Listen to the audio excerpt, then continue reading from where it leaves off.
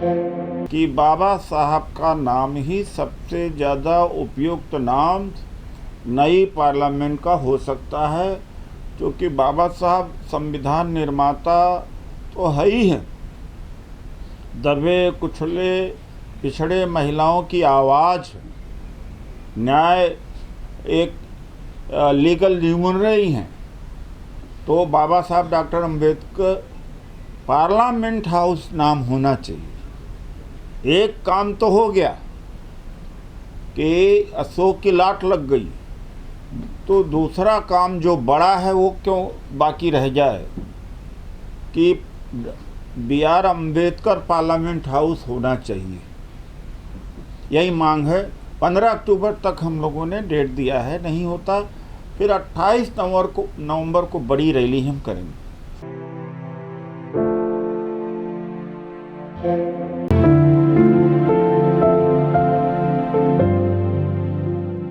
आज़ाद भारत से लेकर के इतना बड़ा मुद्दा अभी तक बाबा साहब को सम्मान देने का नहीं उठा होगा।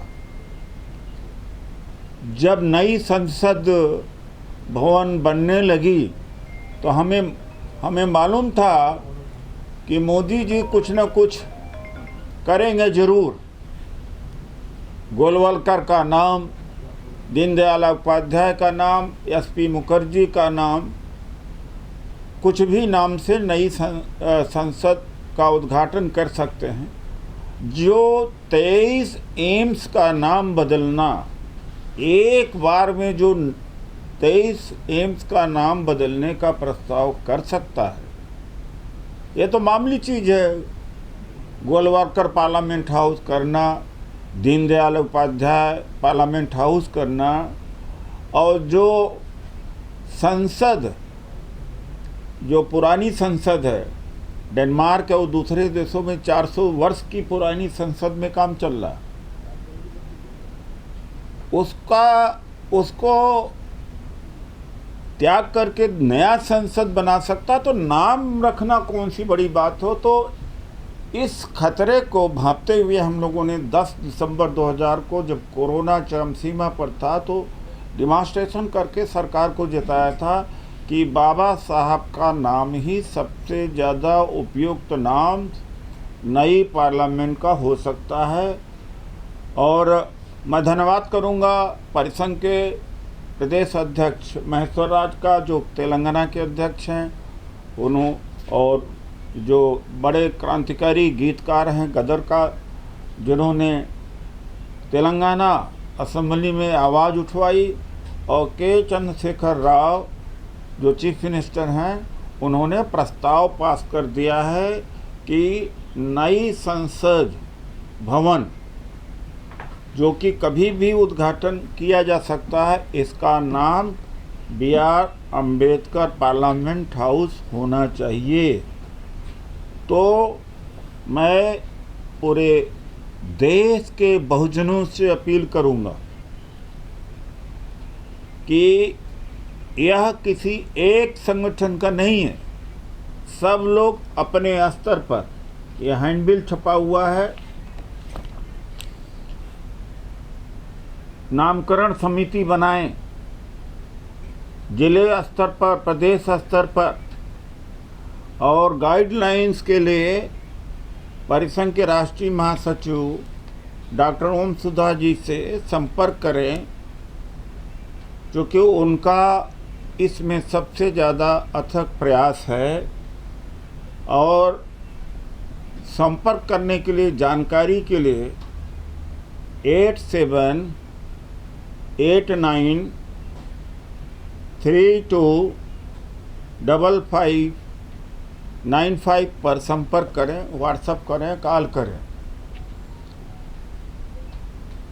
8789325595 टेलीफोन पर संपर्क करें। तो एक बहुत बड़ा अभियान है, पूरे दुनिया देखेगी। BR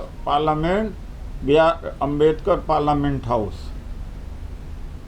तो पूरे सभी समाज, चाहे वो मायावती जी हों, रामदास अठावले जी हों, छोटे संगठन हों, बड़े संगठन हों, एक किसी की बपौती नहीं है। उदित राज की नहीं है, हमारे साथी बीपी सिंह की नहीं है, महेश्वर राज ओम सुधा की नहीं है, किसी का एक का नहीं है, सब का है।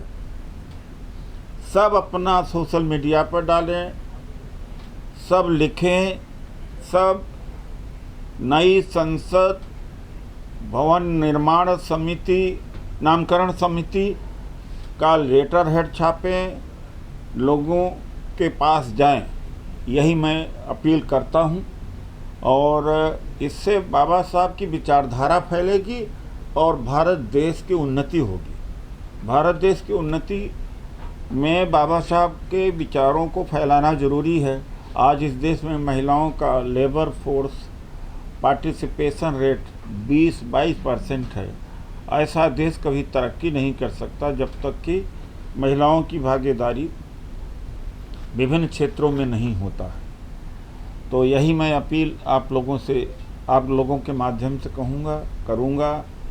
आप लोगों के भी चैनल को लोग सब्सक्राइब करें, टेलीविज़न देखना बंद करें, अखबार पढ़ना बंद करें, तो आप देखेंगे कि जो धर्मांधता है, जो निजीकरण बढ़ता जा रहा है, हमारे लोग भी उसी में भ्रमित हो गए हैं। नौकरियां ख़त्म होती जा रही, शिक्षा हमसे दूर जा रही है।